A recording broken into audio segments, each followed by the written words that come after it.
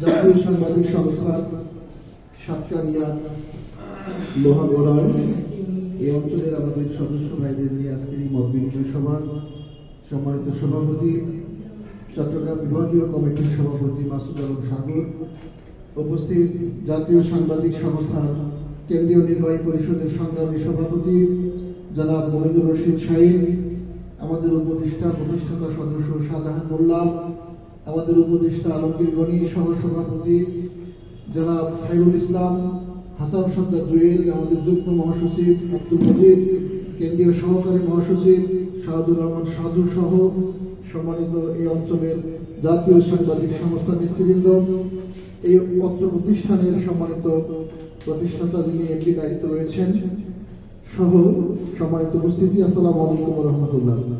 আল্লাহ তাআলা দরবারে শুকরিয়া করছি আমরা আমাদের নির্ধারিত প্রোগ্রামে আসতে পেরেছি, আলহামদুলিল্লাহ। সম্মানিত উপস্থিতি, সত্যি আমরা একদমই আপনাদের কাছে ক্ষমা চাচ্ছি।